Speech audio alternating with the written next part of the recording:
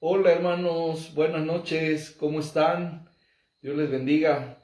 Anhelamos con todo nuestro corazón que todo México se encuentre bien, aunque sea en algunos lugares en tensa o densa calma, pero finalmente en paz, ¿verdad? Que se pueda vivir sin zozobra, que se pueda vivir pues bien y hacer nuestra vida, nuestras actividades y todo como debe ser.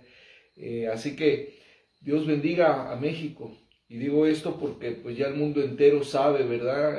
Las aflicciones, el desconcierto por todo lo que México vivió el día domingo. Nosotros mismos acá, pues estamos en uno de los estados que tiene que ver con ese cártel, ¿verdad? Y que es Michoacán, y estamos en la capital. Y bueno, aquí fue un poco difícil para nosotros el regreso a casa. Estamos hablando de día domingo, que fuimos a adorar al Señor, que fuimos a ver a los hermanos, etcétera. Y ya de regreso, pues nos dimos cuenta de la realidad, porque sinceramente o francamente, en la ida, pues fue una ida normal, como venía haciendo. Pero de regreso, pues ya vimos la realidad. No podíamos tomar un taxi y pues estaban cobrando por todos lados donde habían taxis, pues al 100 o al más del 100%. A nosotros el que nos tocó y nos trajo para la casa, pues fue el 100%, pero en realidad otros más allá del 100% estuvieron cobrando. Y bueno, lo que más queríamos en esos momentos es llegar a casa, ¿verdad? Cobraran lo que cobraran. Así que gracias a Dios que estamos bien. Aquí en Morelia, pues hay tensa calma, pero no hay pues esa angustia o esa aflicción de tantas muertes. A lo menos yo no estoy enterado de si hubieron muertes aquí a causa de eso, ¿verdad? Que Dios guarde a México, que Dios guarde cada localidad, cada estado, especialmente Jalisco y Michoacán, ¿verdad? Que son estados bien involucrados en este cártel, pero pues ahí también nos pudimos dar cuenta que no solamente es Michoacán y Jalisco, sino muchas partes de México, muchos estados de México, ¿verdad? Invadidos por la presencia y las operaciones de este cártel en lo específico. Que Dios tenga misericordia de todas estas personas, ¿verdad? No las odiamos, no queremos lo mal para ellos, obviamente ni para nadie, ni para los soldados, ni para la Guardia Nacional, para nadie queremos nada malo. Dejamos clara nuestra postura personal, ¿verdad? Nuestra postura como hijos de Dios. Dejamos claro que no queremos la muerte de nadie, no queremos heridos de ningún lado. Queremos que tanto del ejército, esta cosa nacional, ¿cómo se llama? Se me fue ahorita, la Guardia Nacional, la Marina y también los cárteles se arrepientan de sus pecados, se conviertan a Jesús y gocen del poder, de la gracia, del amor de nuestro Señor Jesucristo y vivan intensamente las verdades que hay en la palabra de Dios, verdades que lució nuestro Señor Jesucristo. Entonces, esa es nuestra postura y por eso estamos contentos cuando hay paz, estamos felices cuando México puede hacer su vida de una manera normal y digna. Así que, bueno, pues vamos a dar ya inicio a nuestra clase o enseñanza, conferencia, como gusten llamar, o nuestros consejos, ¿verdad?, de la palabra de Dios, para tener un corazón sano y bien vitaminado. Bueno, pues el tema de esta noche, antes de ser el tema, un saludo a todo México, un saludo al norte, al centro y a las ciudades y estados del sur de la República Mexicana. Bendiciones a todos ustedes de parte del pastor Francisco Fernando Ventura V aquí en Morelia y de parte de mi esposa Miriam Montoya Hernández. Mis hermanos, muchos saludos, bendiciones y preparémonos para recibir el consejo de esta noche. Amén. Muy bien, pues el tema de esta noche es hablar sobre la visión, la necesidad, lo importante, lo bueno de tener una visión del reino de Dios, una visión de nuestro Padre Celestial, de nuestro Señor Jesucristo y del Espíritu Santo, esa visión que plasmó el Señor en su palabra para nosotros como quizá última generación como iglesia del Señor. Entonces vamos a hablar de esa visión, pero obviamente siempre introducimos nuestro tema desde lo general hasta lo particular. Así que empezamos desde lo general y luego nos vamos entrando poco a poco hasta llegar al meollo. Así que, pues saludos a todas las familias de México y bueno, pues bendiciones grandes para todos. La visión no es un concepto empresarial, no es algo que las universidades que estén en mercadotecnia, que estén en una ingeniería que tenga que ver con lo empresarial o una licenciatura como los LAE, ¿verdad? Licenciados en Administración de Empresas, pues hayan aprendido ahí en la escuela y a partir de su facultad, pues lo hayan diseminado por las demás facultades y por el mundo entero. No es así. La visión no es un concepto empresarial, aunque las empresas obviamente determinan su rumbo, determinan y declaran cuál es su visión como empresa, pero en sí la visión no es un concepto empresarial, tampoco es una moda inteligente, es una moda que pues si eres negocio, si eres persona moral, si eres educación, si eres institución, si eres organización, entonces pues tienes que tener una visión como tal. Así que no es tampoco una moda inteligente. ¿Sabías que la visión es un concepto o una enseñanza bíblica? Es un concepto del reino de Dios. ¿Sabías que la visión es como concepto, como idea, primeramente es bíblica y que es antiquísima? Casi esto podemos verlo desde el comienzo mismo de la humanidad, de aquellos primeros hombres que la Biblia lo registra a esos hombres y lo vamos a ver en su momento. Así que queremos dejar bien claro que la visión, tener una visión como rebaño del Señor, tener una visión como hijos de Dios, no es copiarle a las empresas, no es copiarle a las instituciones, no es traer un concepto pagano o secular, profano a la obra de Dios, sino es todo lo contrario. Es un concepto bíblico. Esto queremos dejarlo bien establecido desde el principio. Así es.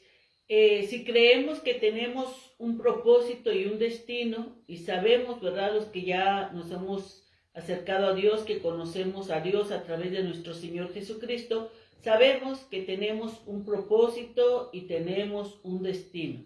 Y entonces, si creemos esto, que tenemos propósito y destino, creemos también que tenemos una dirección, por lo cual, por supuesto, es indispensable contar con una visión.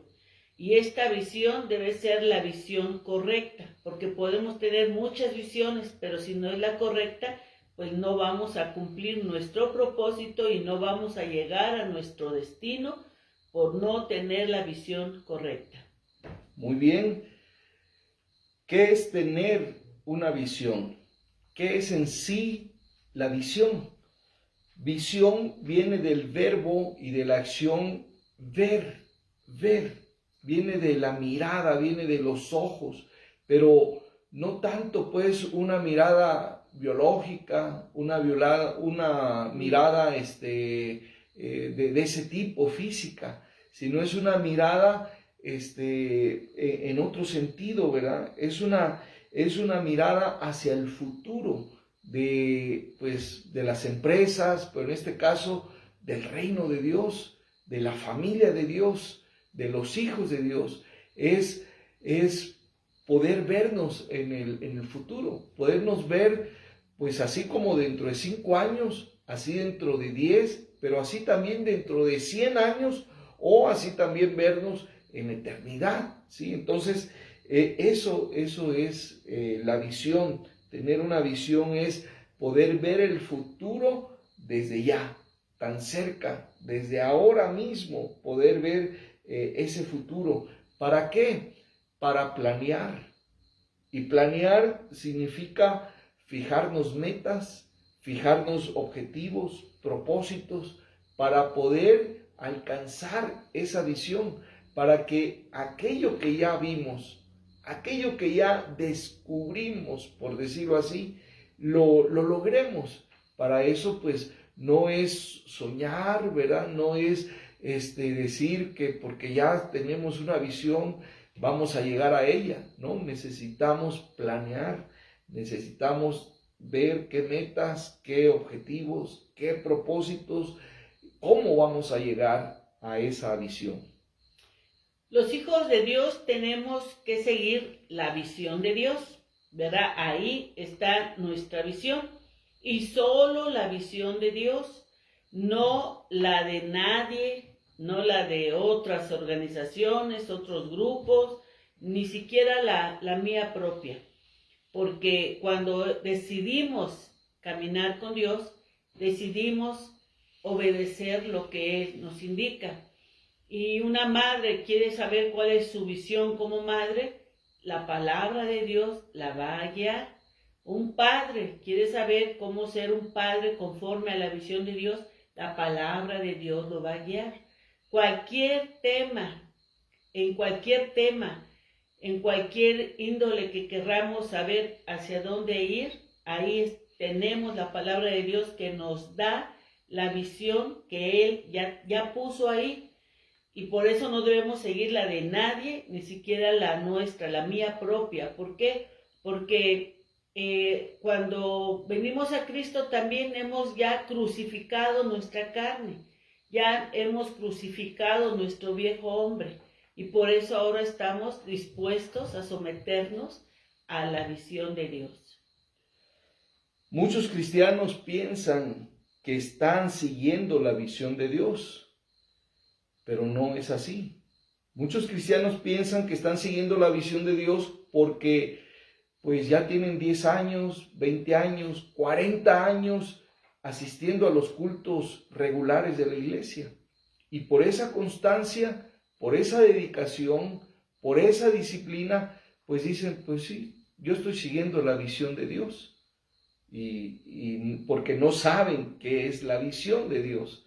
Y por eso se confunden con estar cumpliendo, ¿verdad? Como miembros, dicen, pues ya estoy siguiendo la visión de Dios.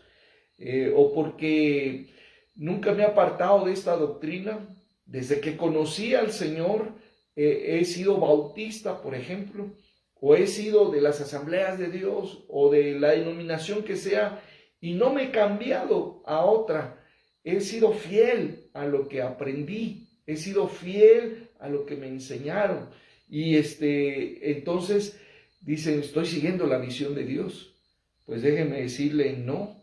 Quien piensa así está confundido, rotundamente confundido, porque una cosa es la visión y otra cosa son las estructuras. La persona que dice, por 40 años yo he estado en la iglesia y no me he movido de esta doctrina y he practicado estos principios, pues esas son estructuras. esa no es visión. Qué bueno que las iglesias tengan una estructura, pero una cosa son estructuras y otra cosa es la visión, es algo diferente. Entonces, hay muchos casos que por años han seguido las estructuras, han mantenido, han respetado, han conservado los paradigmas, han conservado las estructuras que la generación anterior se las legó, se las heredó, ¿verdad? Pero no es la visión. La mayoría de los casos, lamentablemente, están así. Están manteniendo, sosteniendo las estructuras de sus iglesias. Es decir, aquí trabajamos por departamentos y eso ha sido por 40 años. O aquí trabajamos por ministerio y eso ha sido desde que nació la iglesia. O aquí trabajamos por coberturas, o aquí trabajamos células, o aquí trabajamos departamentos, y así ha sido desde que nació esta iglesia. Esas son estructuras. Entonces, hay un montón de iglesias que mantienen sus estructuras, porque confunden que eso es a lo que los mandó Dios, a sostener tradiciones, estructuras, pero nada de visión. O sea, se han echado ya 40 años o los que sean sin visión, simplemente manteniendo las estructuras que se les legaron. La visión de Dios para su rebaño es una sola, y todos los miembros del rebaño deben conocer la visión de Dios de una manera clara, porque si no, entonces vamos a fallar a transmitir esa visión equivocada pues a las generaciones que vienen atrás. Recuerdo en una congregación, una hermana en cierto momento me dijo que el pastor no sabía trabajar. Y yo me sorprendí, ¿verdad? Porque pues estábamos trabajando, conociendo la visión de Dios, sabiendo lo que Dios quiere para la iglesia. Y le dije, ¿por qué dices eso, hermana? Y me dijo que porque la iglesia tenía como costumbre pues hacer siempre los festejos.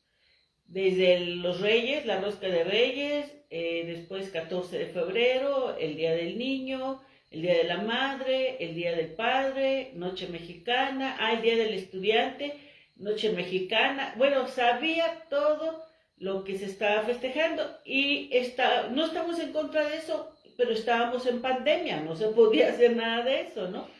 Y me dio toda la lista de sus festejos a lo que ellos estaban acostumbrados y pues ya así irónicamente le respondí, hermana, solo te faltó el 12 de diciembre y el Día de Muertos, ¿no?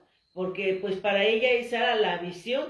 Y le dije, no, hermana, no confundamos qué cosa es lo que Dios nos mandó a hacer, porque me pide el orar, no quería orar, pídele ir a evangelizar, no quería ir a evangelizar esa hermana, pero sí estaba diciendo que no sabía trabajar el pastor porque no se estaba enfocando en eso. Y como digo y repito, no estamos en contra de esos festejos, al menos que sea para ganar almas, para conquistar almas, porque otra congregación en otro lugar también nos dijeron en público, sí, festejemos el 10 de mayo, pero nada más nosotros, que no venga gente invitada. Entonces están muy, ¿cómo se puede decir? Desubicado de lo que realmente es la visión de Dios. La visión de Dios no es que tengamos pachanga cada rato, sino ahorita vamos a ver realmente cuál es la visión de Dios para su rebaño, y es única para todo el rebaño de Dios. Pues les acabo de compartir que el concepto de la visión es un concepto bíblico. Eso quiere decir que lo encontramos desde el comienzo de las Escrituras, desde Génesis, y en verdad así es. Desde el comienzo de la revelación bíblica vemos a Dios dando su visión a hombres particulares, de manera pues individual, tratando Dios con hombres individuales, particulares. Así comienza la Biblia, introduciendo este tema de la visión, dándoles a esos hombres en lo personal, en lo particular, una visión, aunque esa visión afectaría pues a todo un pueblo o a todo el mundo, pero la visión era dada nada más para que un hombre la llevara a cabo, la realizara. Pero bueno, eso fue al principio, eso lo vemos en Génesis y lo podemos ver hasta Josué y lo podemos ver, digamos, en el Antiguo Testamento. Pero ya en el Nuevo Testamento, ya la visión es para la iglesia, ya la visión es para todos los redimidos por la sangre de Cristo. Ya no es para una sola persona, para el pastor. Y el pastor debe tener su visión y que siga su visión, la visión que Dios le ha puesto. Y yo como miembro, pues no me siento incluido, yo me siento libre, yo me siento sin compromiso como miembro, y si quiero le entro, lo apoyo, y si no, no, nada de eso, señores. La palabra de Dios habla pues en el Nuevo Testamento que Él dio una visión para su iglesia que comenzaba ahí en Hechos capítulo 2, y para su iglesia que va a terminar, va a cerrar el tiempo escatológico. Entonces, vamos a ir en su momento a eso. Hagamos un breve recorrido ahora de algunos de estos hombres en particular que Dios les mostró su visión y ellos obedecieron la visión de Dios. Vamos a comenzar con Noé. Con Noé, que sabemos que en Génesis 6, del 11 al 22, Dios ve que la humanidad, los hombres se habían corrompido y decide terminar con todo, ¿verdad? Destruir todo. Y sabemos que halló a Noé que pues tenía un corazón justo.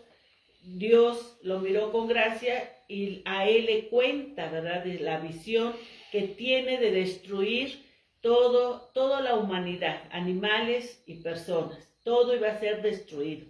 Y la visión que le da a Noé es: vas a construirte un arca. Y en esa arca le dio la forma, las dimensiones, el material, toda la indicación de esa arca.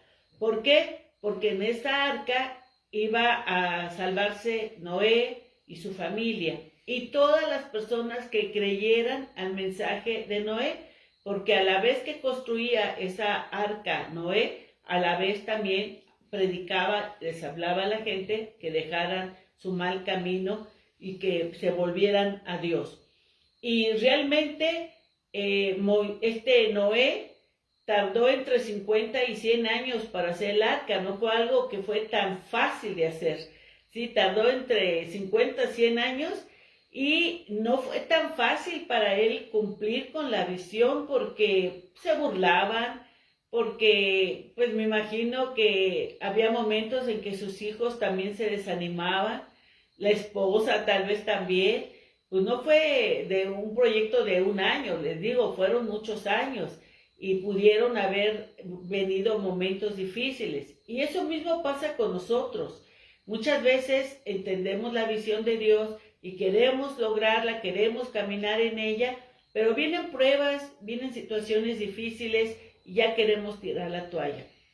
Y no se trata de eso.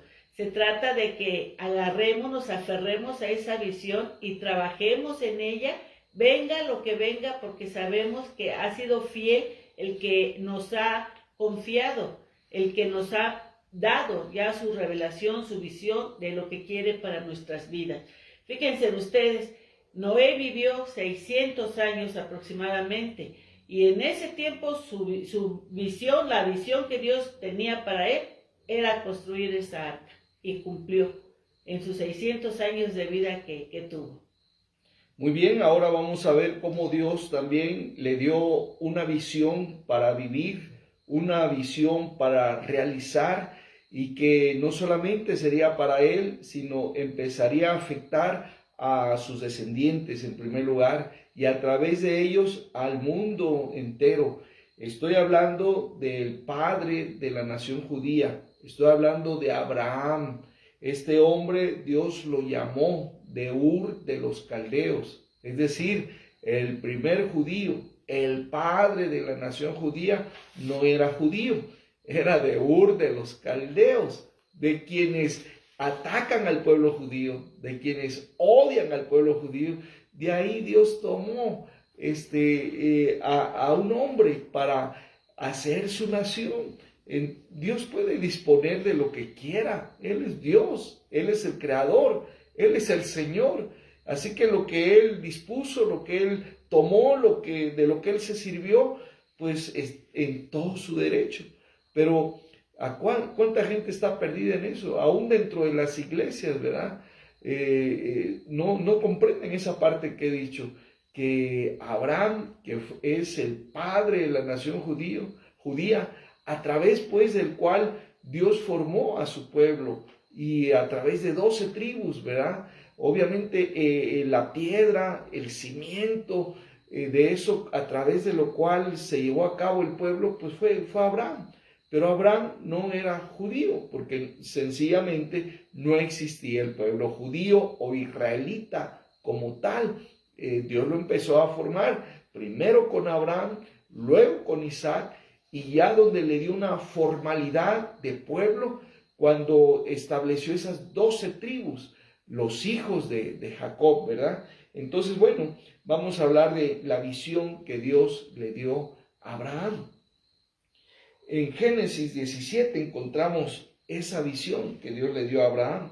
Dios le dijo a Abraham: yo soy el Dios Todopoderoso. Anda delante de mí y sé perfecto. La visión de Dios reclama integridad. La visión de Dios involucra un llamado a la rectitud, a la integridad. Dice: yo soy el Dios Todopoderoso, anda delante de mí y sé perfecto. Y pondré mi pacto entre mí y ti, y te multiplicaré en gran manera. Dios le está diciendo, mi visión tiene que ver con un pacto. Desde un pacto va a ser mi visión contigo y todos los involucrados. Entonces Abraham se postró sobre su rostro y Dios habló con él diciendo: he aquí, mi pacto es contigo y serás padre de muchedumbre de gentes. Vean la visión que Dios le está dando a Abraham. Abraham no sabía hasta aquí para qué había nacido. Abraham pues ya tenía varios años, ¿verdad? Ya pasaba de 50, 60. Ya Dios lo llamó a los 75 años. Entonces, Abraham, pues ya había vivido, pero no había vivido todavía para la visión de Dios. Dios a su tiempo llega, lo visita y le revela cuál es la visión para su vida y que va a afectar a muchos, y después de su muerte, hasta el día de hoy, ¿verdad? Seguiría afectando esa visión de Dios para Abraham. Entonces, aquí le declara, es que tú vas a ser padre de muchas gentes, de muchas personas, y no se llamará más tu nombre Abraham, sino que será tu nombre Abraham, porque te he puesto por padre de muchedumbre de gentes, y te multiplicaré en gran manera, y haré naciones de ti, y reyes saldrán de ti. Y estableceré mi pacto entre mí y ti, y tu descendencia después de ti en sus generaciones, por pacto perpetuo, para ser tu Dios y el de tu descendencia después de ti. Y vean el compromiso de Dios. Y te daré a ti y a tu descendencia después de ti la tierra en que moras. Israel está en el territorio que está, no porque lo soñó, no porque lo ambicionó, sino porque Dios se lo regaló. Dios se lo sembró desde el padre de esa nación, se lo sembró en su corazón y le dijo: vas a vivir para esto. Esta será la visión que te acompañará el resto de vida que te queda sobre la tierra. Vas a vivir para esta visión. Entonces, bueno, digo esto porque ojalá y ayude este argumento, ¿verdad?, a alguien que no conoce el fondo de por qué se le acusa injustamente, falsamente a Israel de que ha ocupado quiere decir se vino a meter, vino a robar, es un intruso. Nada de eso, señores. De Jehová es la tierra y su plenitud, el mundo y los que en él habitan. Y el dueño, el creador de todo, le dijo a Israel: ve y posee esa tierra, porque esa gente natural, que yo también les di la oportunidad de vivir ahí, echaron a perder esa oportunidad. Han llenado la copa de mi ira con tanta idolatría, con tantos sacrificios humanos, con tanta rebelión.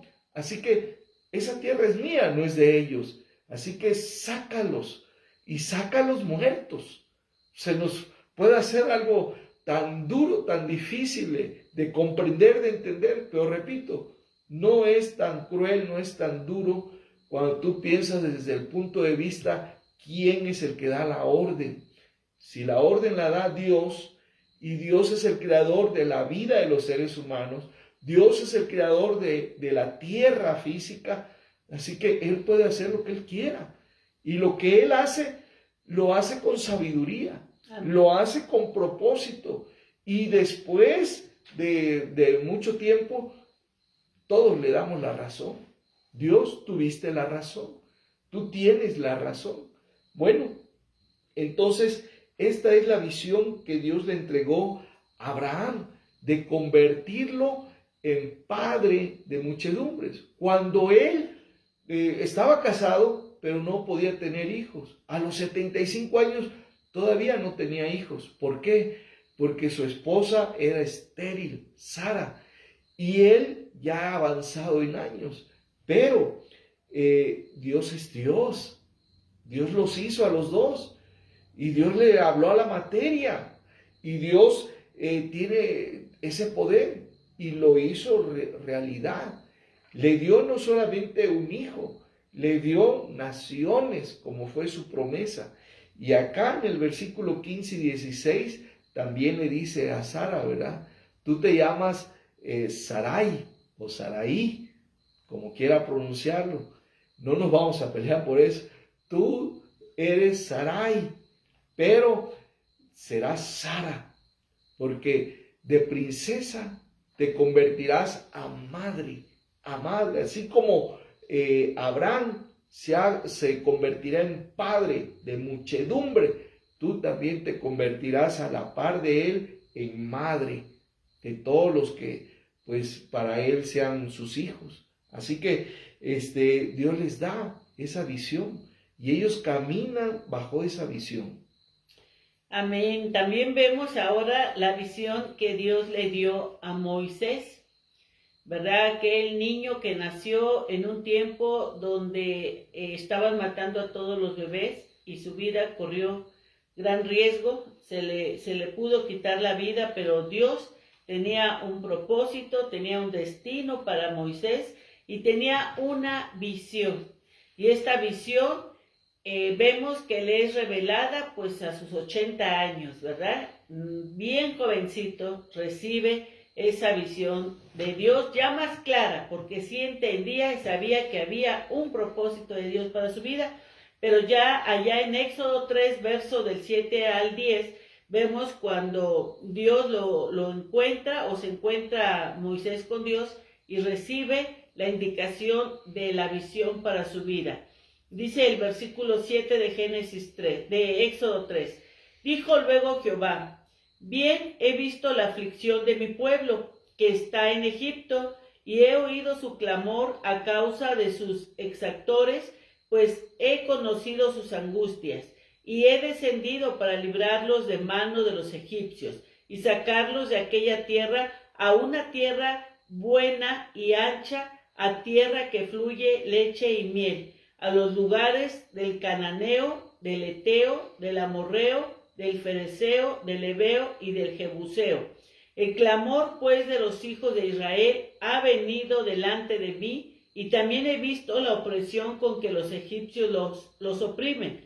Ven, por tanto, ahora, y te enviaré a Faraón para que saques de Egipto a mi pueblo, los hijos de Israel. Una visión bien sencilla, ¿verdad?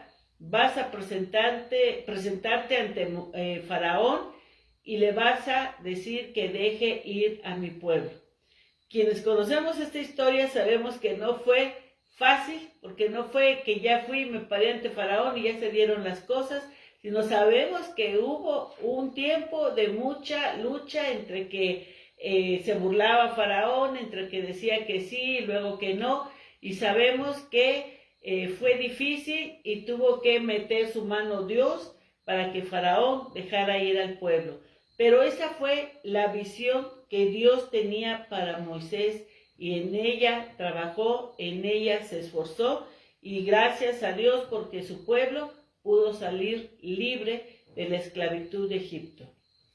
Vamos a hablar también del siguiente hombre que siguió después de Moisés, y estamos hablando de Josué.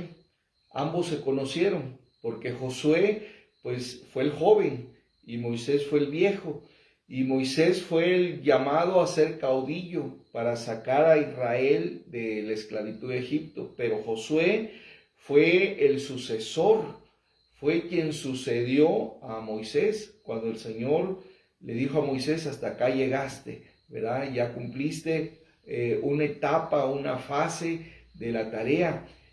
Ahora toca su turno a Josué, y obviamente Josué venía realizando un papel bajo el ministerio de Moisés, que era ser el capitán del ejército de Israel, el primer capitán del ejército de Israel.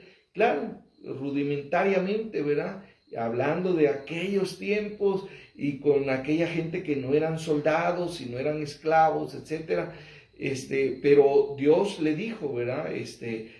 Ahora Josué, cambia tu ministerio, ¿sí? Después de 40 años, ahora tu ministerio es otro. Ahora ya no vas a estar bajo el mando de Moisés, sino ahora directamente bajo el mando mío, y mi visión para ti es que tú introduzcas al pueblo que saqué de Egipto, lo introduzcas a la tierra que les prometí desde Abraham. Ahora se va a cumplir esa promesa, pero tú eres el líder que tienes que conquistar junto con ellos todas esas tierras de Canaán. Entonces, esa es la visión para ti. Dice Josué capítulo 1: mi siervo Moisés ha muerto.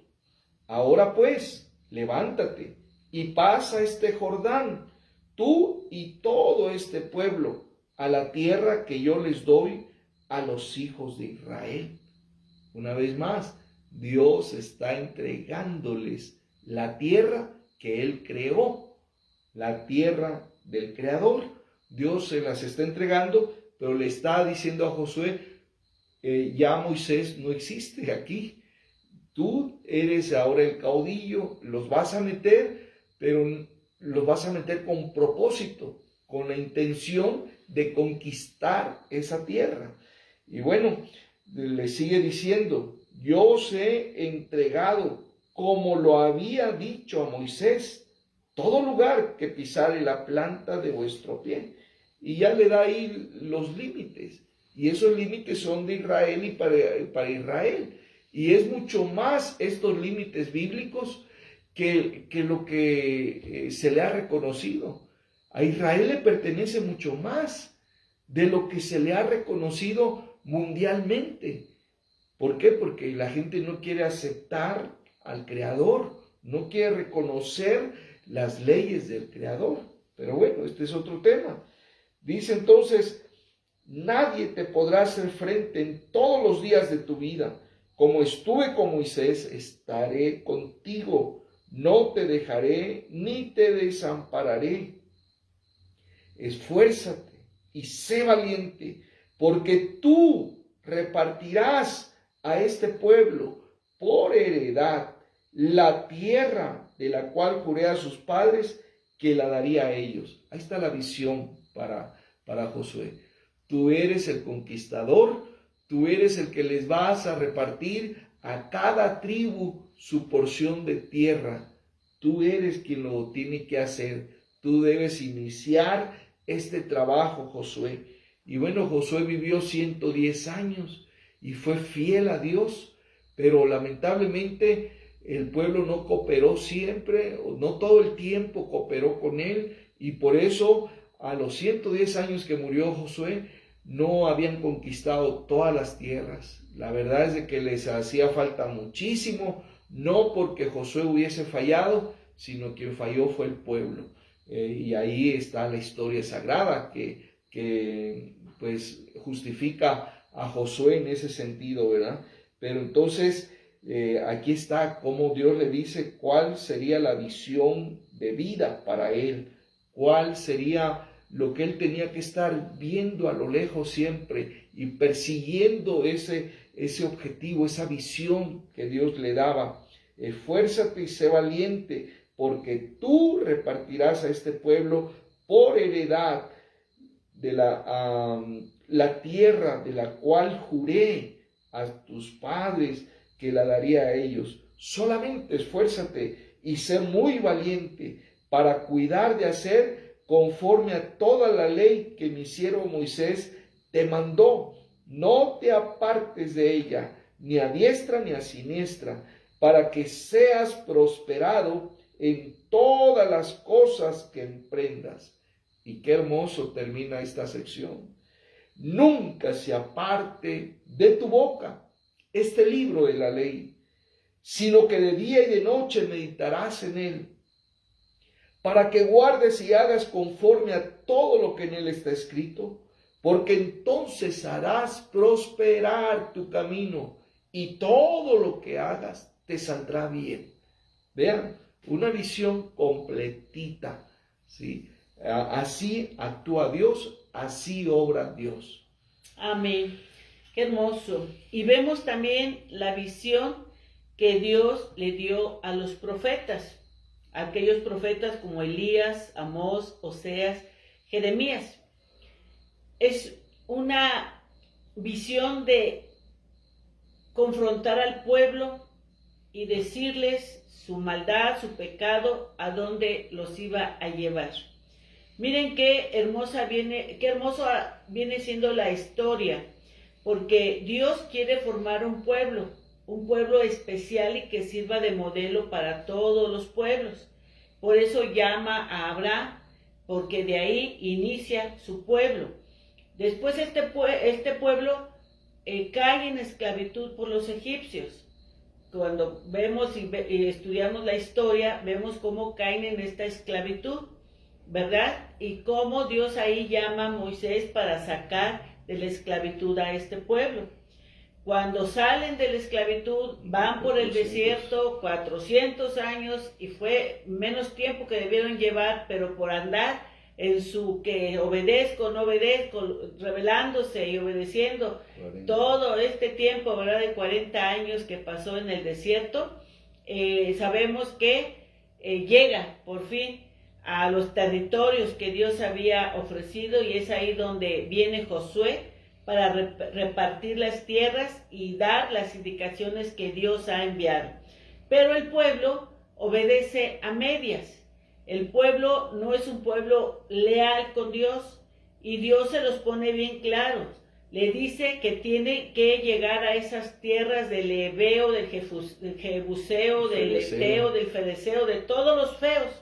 Tenían que iban a llegar a esas tierras y tenían que destruir a todos los habitantes, animales, todo. Tenían que echarlo fuera, porque si no lo echaban fuera, ellos iban luego a ser un problema para Israel. Y así fue.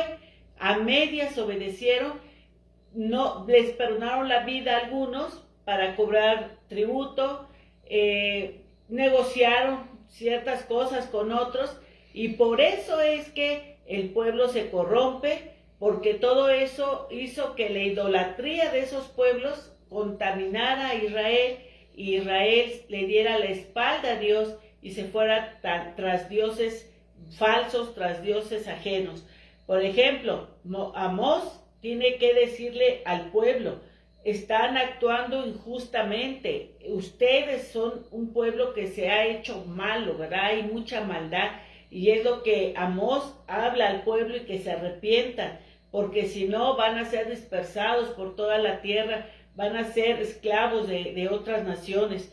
A Oseas también habla, confronta al pueblo, su rebelión, su idolatría, su adulterio espiritual, porque han dejado al amor que debe ser de Dios y se han ido tras prostitutas, ¿verdad? Que son religiones que no han nada que ver con Dios.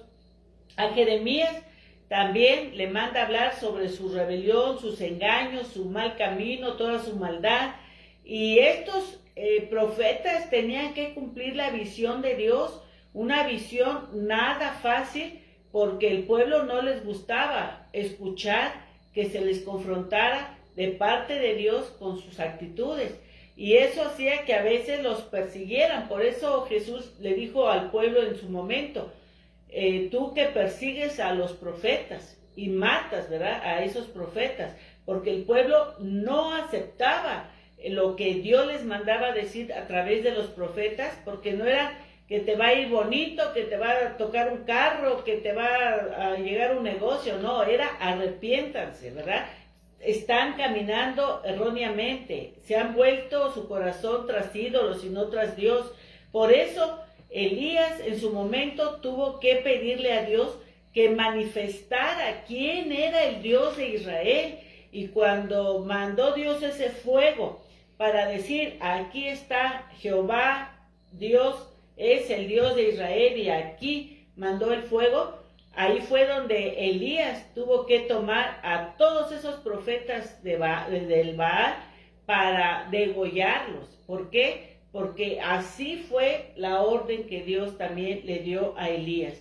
Y todos los profetas menores, y aún los que conocemos como Isaías, Jeremías, Ezequiel, hablaron siempre de parte de Dios para decirle al pueblo: conviértanse a Dios, arrepiéntanse, vuélvanse a Dios.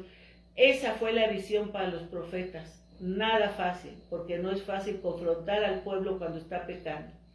Miren qué lindo, ¿verdad?, que en menos de una hora les hayamos hablado de la visión de Dios directamente para su pueblo de Israel.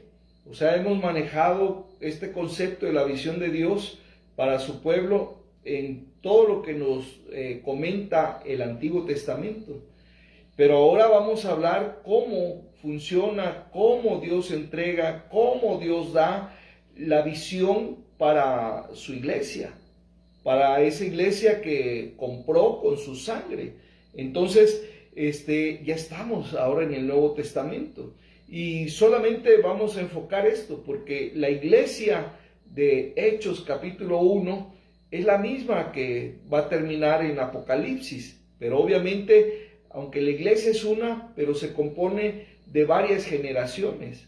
Las generaciones con las que empezó la iglesia, históricamente hablando, ¿verdad?, literalmente hablando, ahora con las generaciones de estos tiempos, que probablemente ya son las últimas generaciones, o la última generación de 80 años, no sé cuánto, pero ya estamos en la era escatológica, 100% escatológica. Entonces, vamos a hablar de cuál es esa visión, ¿verdad? Es la misma, solamente que obviamente cuando empezaba la iglesia, esa primera o primeras generaciones que nos narra las cartas del apóstol Pablo, los viajes misioneros en Hechos, bueno, ahí vemos esa visión. Y esa visión era Hechos 1:8, ¿sí?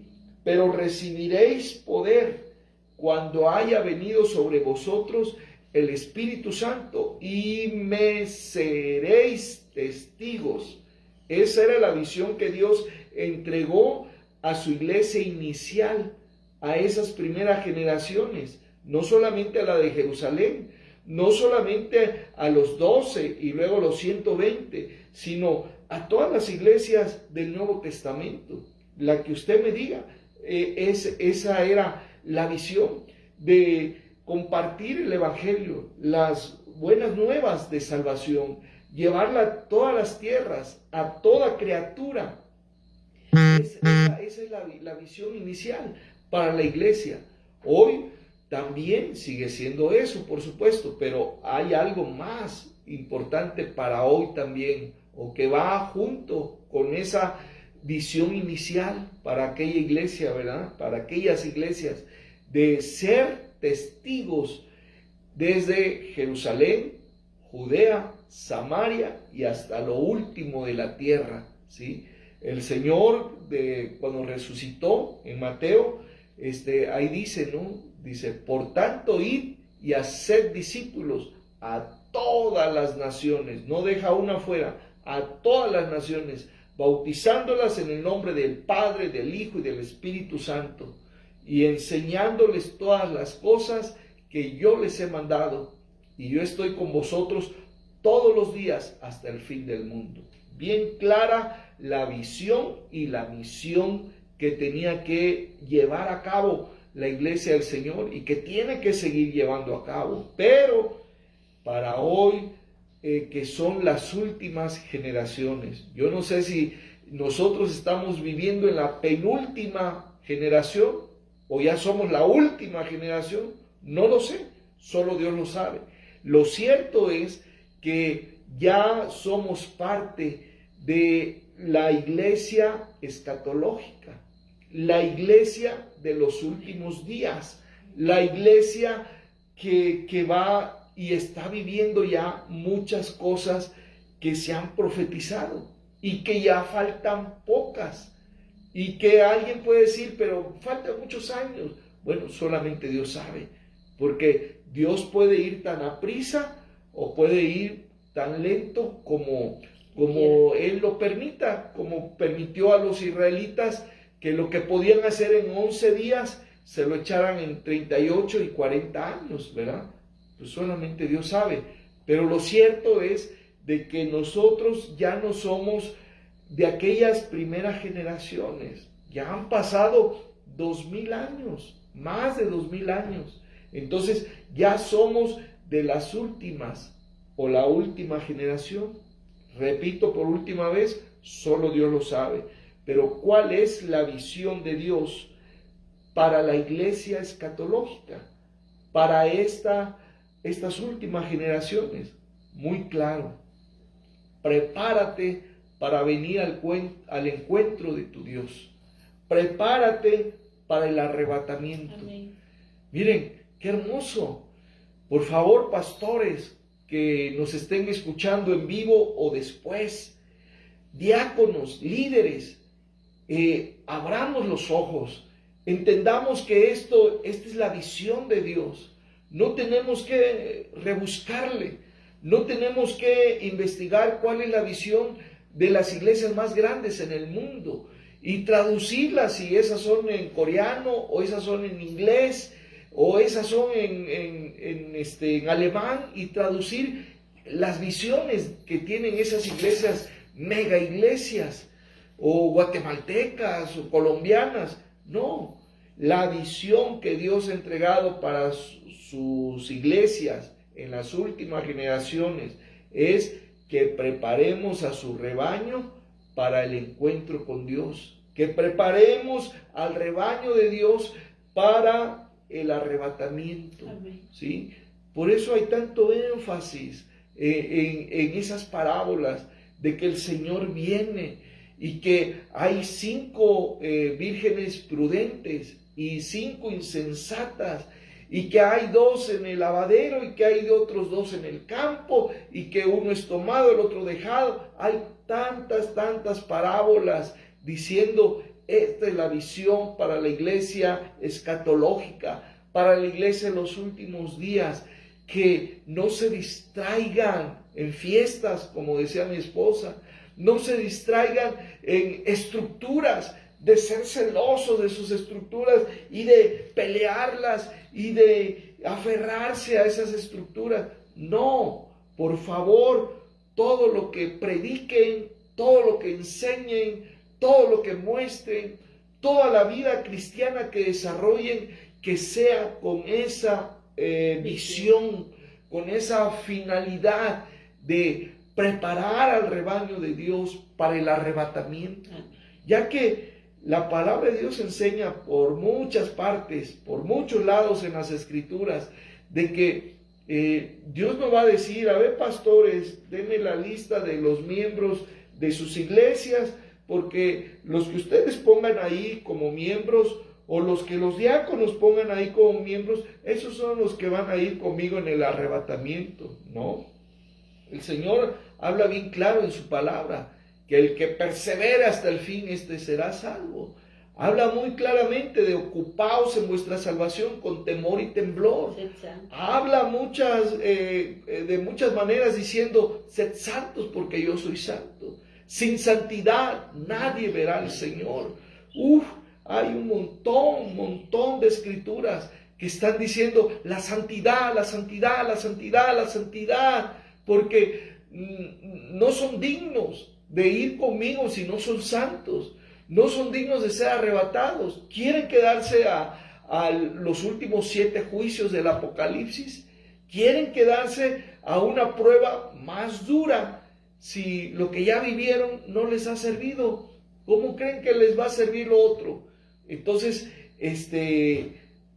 Dios habla muy claro que la visión con la cual debemos estar trabajando, todo lo que estemos haciendo, desarrollando, entregando al cuerpo de Cristo, al rebaño de Dios, sea con esa finalidad de que mi hermana, mi hijo, mis adolescentes, mi familia, mis vecinos, toda esta congregación, toda esta denominación, sea preparada para ir con el Señor. Amén. No preparada para ir al Congreso del Estado. No vamos a preparar a la gente para ser empresarios. No perdamos el tiempo en eso, para ser prósperos. No perdamos el tiempo para eso. Esas son añadiduras, esas son recompensas que no tenemos por qué dedicarnos a esas añadiduras. Dejemos que esas añadiduras vengan por sí mismas. Si nosotros nos enfocamos a la visión de Dios, de preparar nuestra vida, nuestro cuerpo como templo del Espíritu Santo en santidad, para que el día y el momento que el Señor quiera arrebatarnos, yo esté contado entre los que serán arrebatados.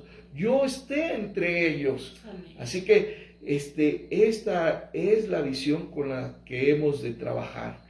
Bueno, pues Dios nos ha dado esta enseñanza y creo que es para remover y es para bendecir, para edificar. Y bueno, pues vamos a orar con este enfoque. Vamos a orar antes de despedirnos. Padre Santo, gracias Señor por abrir nuestro entendimiento a la luz que arroja tu palabra. Gracias Espíritu Santo por estar activo, por ser dinámico, por ser misericordioso, por ser sabio, por ser oportuno. Gracias Espíritu Santo por darnos el conocimiento de estas cosas, Señor, por entender qué somos, cuál es nuestra identidad, cuál es nuestro propósito, cuáles son nuestras armas, cuáles son nuestros recursos y cuál es nuestro destino y cuál es la visión, la misión, los planes y propósitos.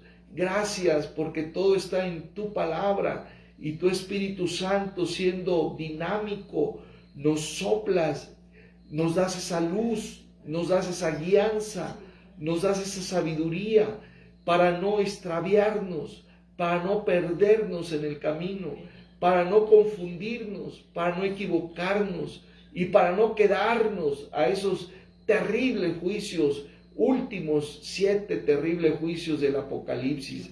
el de las copas de la ira del Cordero. Señor, gracias por iluminarnos. Ayúdanos, Señor, como líderes. Ayúdanos, Señor, como miembros del cuerpo de Cristo, a luchar sí por esto, a defender esto, a decir, este es el propósito, esta es la visión.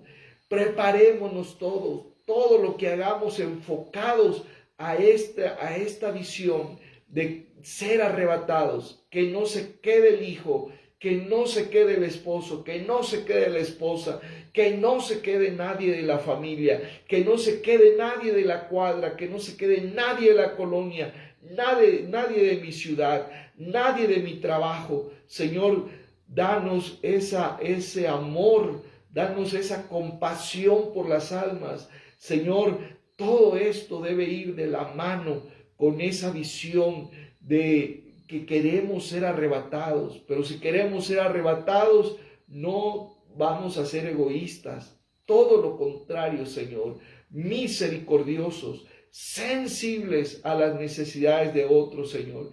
Llénanos ya de tu amor, revístenos de tu gracia y de tu poder, Señor, para que esta visión, a partir de hoy, si no la tenían, no se aparte de ellos, Señor. Y los que ya la teníamos, Señor, a estar más firmes que nunca y estarla renovando constantemente para no perder esta visión que nos da tu palabra como iglesia escatológica, como iglesia ya de la última o de las últimas generaciones. Ayúdanos, Señor. Te lo rogamos en el nombre de Jesús. Amén y amén. Solamente recuerda, Maranata, Cristo viene pronto. Aleluya.